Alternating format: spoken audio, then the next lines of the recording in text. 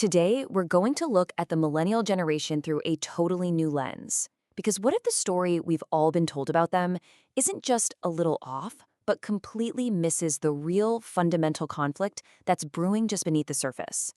So let's start with a question. What if that whole narrative we hear all the time, about the lost or entitled generation, what if it's just completely missing the point?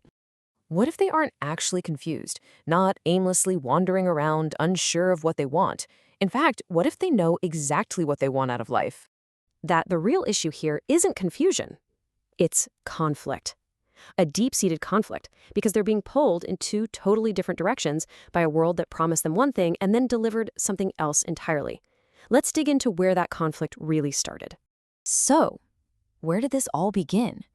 Well, it starts with the very system they were brought up to believe in, a system that honestly just changed right out from under them.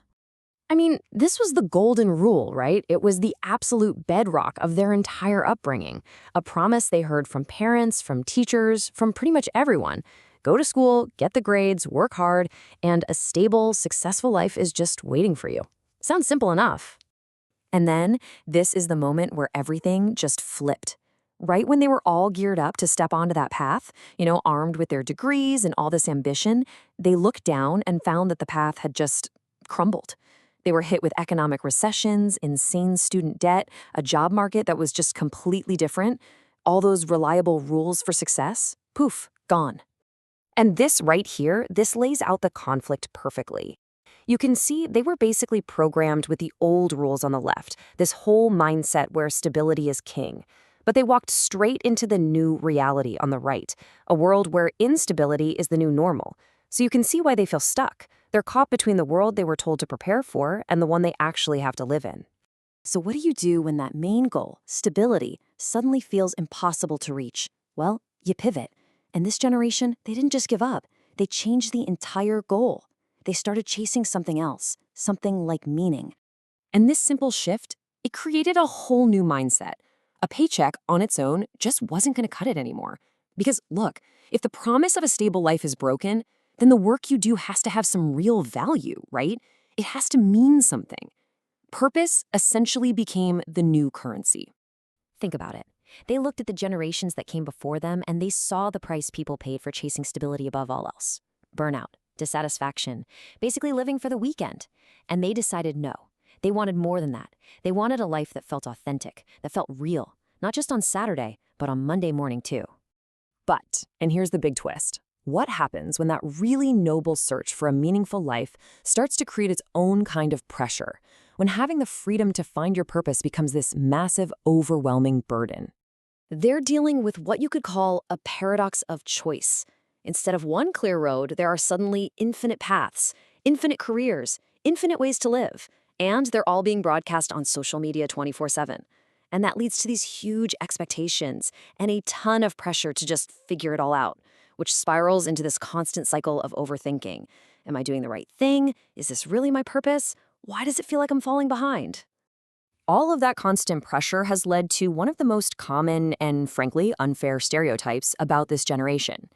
But what if the label we've been using is just completely wrong?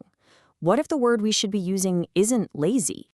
This right here gets to the absolute heart of it. They're not lazy, they're deeply, profoundly exhausted.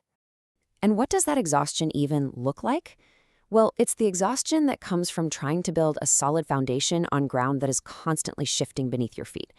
It's the emotional exhaustion of comparing your real life to the perfectly curated, unrealistic lives you see online. And it's the mental exhaustion of trying to find your one true, meaningful signal in a world that is just saturated with noise. So when they feel like they're falling behind, it's not actually a sign that they're failing as individuals. It's a symptom of trying to win a race where the finish line keeps getting moved. The very definition of what it means to be a successful adult is constantly changing, which makes it a target that's pretty much impossible to hit.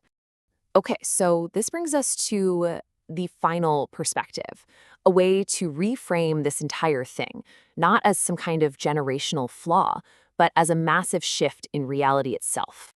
When you really put all the pieces together, you start to see they're not lost at all. In a way, they're pioneers. They're mapping out a brand new world without a guidebook. They're trying to figure out how to live at this crazy intersection of economic instability, the infinite digital world, and a very, very deep human need for a life that actually feels real. And that really leaves us with one last big question to think about. When we look at this generation's struggle, are we really just seeing confusion? Or are we actually witnessing the first generation on a huge scale that looked at the old script for how life is supposed to go and simply refused to live a life that didn't feel real?